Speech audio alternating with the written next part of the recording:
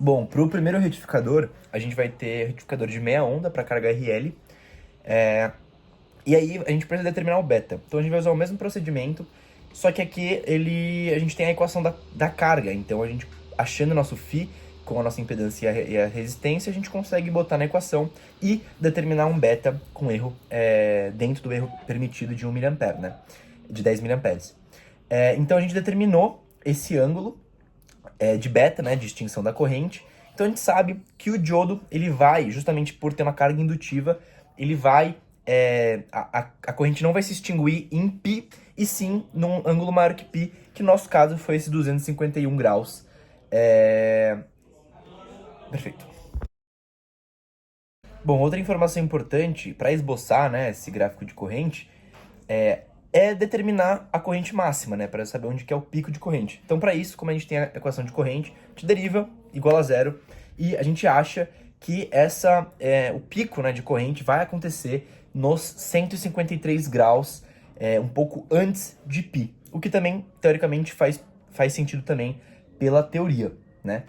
Bom, e como a gente tem essa equação da corrente, a gente consegue substituir pelos ângulos conhecidos, então, de ângulo de corrente máxima, em π, π sobre 2, em π e em beta, para conseguir determinar os pontos e conseguir traçar melhor o esboço, né? E usando a mesma lógica, já que a gente tem a equação, a função que descreve a tensão, e a gente sabe que a tensão vai conduzir, né, o diodo vai conduzir de 0 a beta, a gente consegue substituir esses pontos principais. Então, π sobre 4, π sobre 2 e em beta, para conseguir esboçar, né, os gráficos de tensão. E aí a gente consegue notar, né, como esperado, que nos momentos que a carga conduz, o diodo o diodo está conduzindo, né? E no momento que ela para de conduzir em beta, a tensão toda fica sobre o diodo. Sim, a gente precisava calcular por meio das integrais conhecidas a tensão média, as correntes médias e eficazes no diodo e a potência média na carga. Então, como a gente sabe, né? A gente coloca na integral entre 0 e beta, que é o momento que ele conduz, para calcular a tensão média, né? E a gente acha aí uma tensão de 112 volts.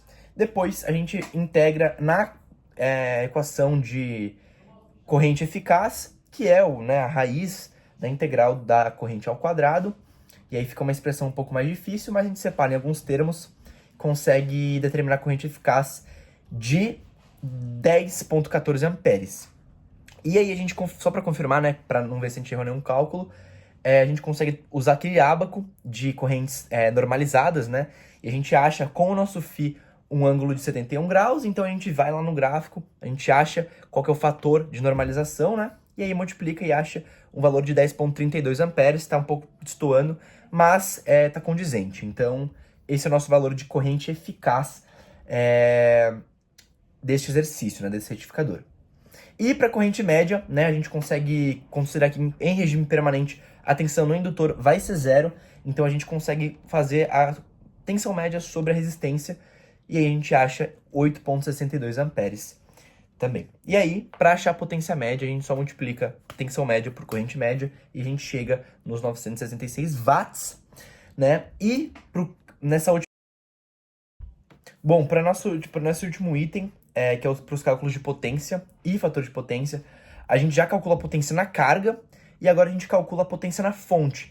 E como em regime permanente o indutor não tem tensão nele, a gente pode considerar que a potência da fonte vai ser a potência no resistor. E aí a gente consegue calcular isso calculando pela resistência vezes a corrente eficaz ao quadrado, que dá 1.384 watts. E aí, potência aparente na fonte, a gente faz corrente eficaz vezes a tensão eficaz, que ambas estão calculadas. Então, a gente multiplica, dá esses 3.921. E o nosso fator de potência é a nossa potência ativa sobre a nossa aparente. E dá um fator de potência de 0,30.